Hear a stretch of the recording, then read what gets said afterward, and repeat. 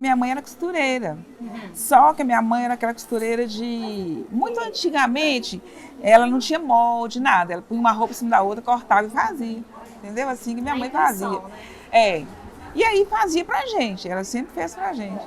Então a gente via, eu tenho máquina já há muitos anos, mas eu sempre gosto de mexer. Eu falei que meia hora que a gente senta lá, alguma coisa sai. Eu gosto de mexer com coisas básicas, por exemplo, colocar um fecho, fazer uma bainha, alguma coisa assim, eu sempre fiz. A experiência que eu tenho de bordado foi o que eu aprendi com ele quando eu fiz o Tecendo Itabira. A gente vê o valor que uma peça, como que ela fica mais valorizada quando ela é bordada à mão, né? A gente vê que enriquece muito o trabalho. Você tem que estar sempre buscando fazer alguma coisa.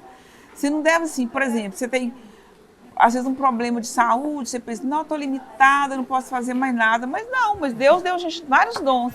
E alguma coisa você tem como buscar aquele dom que Deus te deu, sabe?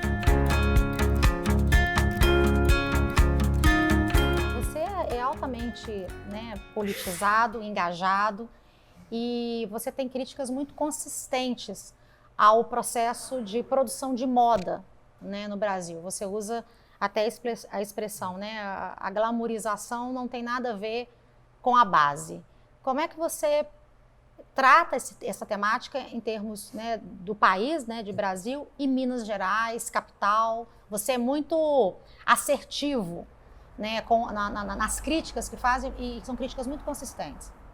Maria, eu sou tido muito em alguns momentos, até dentro da indústria da moda mineira, como o cara que pensa fora da caixa, ou o cara subversivo, ótimo, o cara que peita a direção de um evento por não ter condições, ou por questionar valores pagos. Eu não estou questionando os valores. Eu tão somente não acho justo, dentro de um cenário glamorizado, você vem com um convite para o Ronaldo Silvestre ou para o Instituto apresentar uma coleção num X evento de moda. Beleza, tem um custo. Só que quem está produzindo não vive de luz. As mulheres que estão fazendo, elas precisam receber.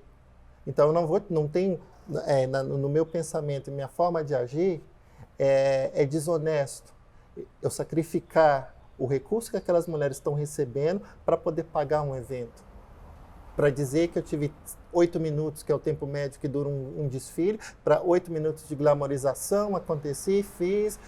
Muitas pessoas aplaudem, mas quem aplaude geralmente não consome, porque usam-se marcas muito internacionais.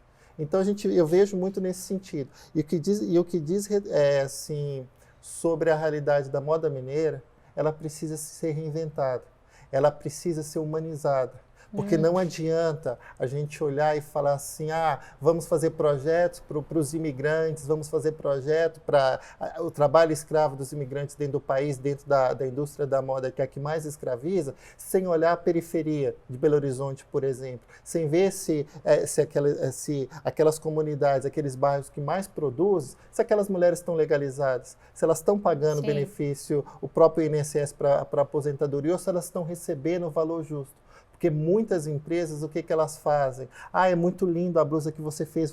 A pessoa que tricota recebe R$30 para trabalhar uma semana tricotando uma blusa, enquanto a blusa chega no mercado, R$1.500, R$2.000 o valor de venda. Existe uma indústria, existe o marketing, existe uma série de fatores. Poxa vida, você não tem que dividir igualitário, mas proporciona que aquelas pessoas tenham dignidade, proporcione que seja justo para que aquelas pessoas trabalhem no tempo que qualquer cidadão trabalha normal, sem se sacrificar, sem ter aquela característica que você vai receber 7 ou 10 reais para produzir uma calça e tem que trabalhar 20 horas para você manter o sustento da sua família. Pois é, essa última fala sua me remete a uma outra fala muito recorrente, e que, na verdade, desembocou no projeto Costurando Vidas, que é essa questão assim, da valorização, né, da mulher enquanto empreendedora, mas também enquanto aquela que é realmente a que faz acontecer no âmbito do lar e faz tudo pelo desenvolvimento, pelo bem-estar, pela colocação do filho. Isso é muito presente na sua fala, talvez por você ter vivido isso. Como é que é esse projeto? Como que foi a inspiração e como é que tem acontecido aqui em Itabira? O Costurando Vidas é um projeto que surgiu em parceria com o MG, a promotora daqui de Itabira, a doutora Juliana Talamone. A gente é uma cliente minha e em momentos de prova de roupa a gente está conversando e ela falou que atua junto com os detentos e familiares de detentos e que sentia muito a necessidade de surgir uma associação de familiares de detentos pela invisibilidade.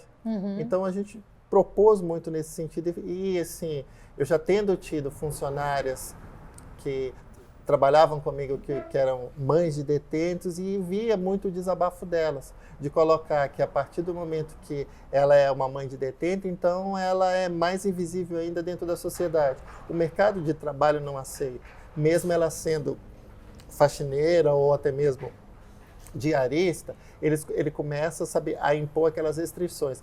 Se seu filho cometeu um delito, você também não é digno de confiança. Então, ao invés de te pagar, digamos, R$100 por uma faxina, eu vou te pagar só 70. Gente, isso é um absurdo, né? Você não acredita.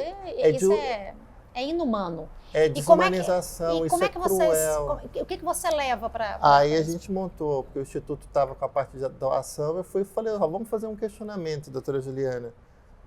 Os uniformes dos presidiários, quem que produz? As roupas, brindes corporativos, brindes promocionais para eventos, para seminários, uma série de coisas. Quem que produz aquelas ecobagzinhas, aquela sacolinha que a gente, todo evento que participa recebe?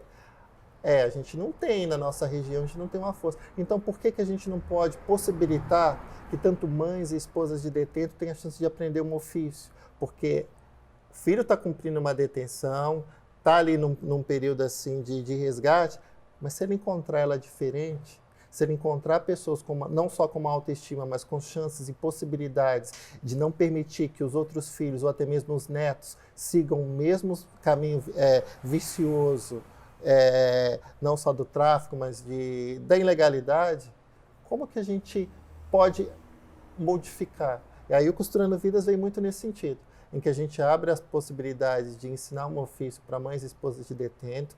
Elas vêm assim num sentido primordial. Elas não vêm só para aprender o ofício. Eu acho que o resgate socioassistencial nesse momento fala muito mais alto, porque aqui a gente não identifica. Então, se eu tenho 60 mulheres aprendendo um ofício, o dia que ela sentir vontade de falar para alguma outra e contar a história dela, perfeito, mas é respeitado, sabe, em todos os sentidos, esse lado assim da descrição que ninguém sabe que ela faz parte do programa. Nossa. O programa existe, mas ele é altamente assim, a gente não faz a divulgação e não deixam elas serem taxadas aqui dentro. Estou aqui na sede do Instituto, é aqui que acontece agora, de forma perene, o curso que você oferece. Assim, tem filas de mulheres esperando a próxima versão. Como é que foi esse projeto, como é que ele foi implementado, como é que ele tem acontecido? Maria, a gente não teve um momento de transformação em que o Instituto Tecendo Itabira, a gente decidiu alinhar o nome, principalmente com as nossas ações. Aí nós mudamos ao invés de ser Instituto Tecendo Itabira, mantém o IT, a sigla, mas hoje é o Instituto de Igualdade, Transformação e Inovação Social. Igualdade porque no nosso trabalho a gente quer possibilitar muito que as mulheres tenham condições e tenham uma chance de ter os mesmos direitos que os homens, de ter as mesmas possibilidades, principalmente de acesso ao mercado de trabalho e possibilidade mesmo de serem donas das próprias vidas, mas também financeiramente de manter. Porque dentro da economia informal, dentro do terceiro setor, o que a gente mais vê é um número gigante de mães e mulheres que mantêm as casas. E o curso é um curso profissionalizante, elas saem daqui preparadas para poder costurar, bordar, são várias fases, Sim. pelo que você me explicou, e esse curso é gratuito? 100% gratuito. Eu não trabalho esse sentido dos valores, ser um curso pago, porque se eu estou propondo uma transformação, Sim. então eu tenho que entender. A gente passa muito dessa consciência também com os nossos alunos, que se você tem condições, Hoje a gente consegue disponibilizar vale transporte para metade dos alunos. E aí as alunas que têm condições, que participam, eu coloco muito naquela questão da vulnerabilidade não social, elas não definem só pela escassez financeira que existe, aí elas ajudam as outras alunas também.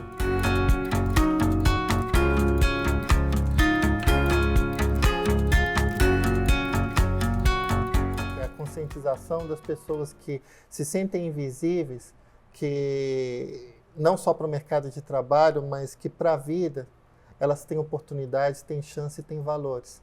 Então eu acredito muito nisso. Eu preciso, sabe, continuar construindo essa história e principalmente pintando essa história. E não é uma história de Itabira.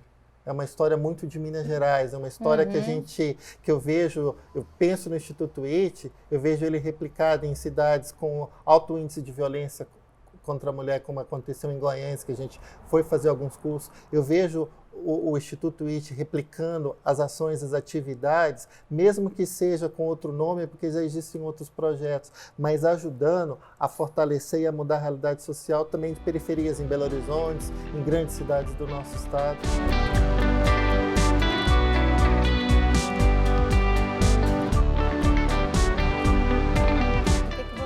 Em uma palavra, assim, definiria como o que o Ronaldo Silvestre tem para exibir, para mostrar, para exemplificar, para inspirar?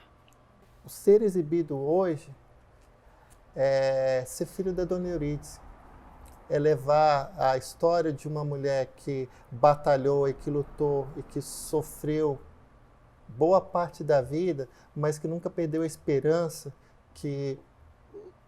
de um mundo melhor e que os filhos, pelo menos que os filhos pudessem ter a chance que ela não teve de estudar, que ela não teve assim de realizar os sonhos dela enquanto mulher, se realizou muito enquanto mãe, mas que não teve essa oportunidade.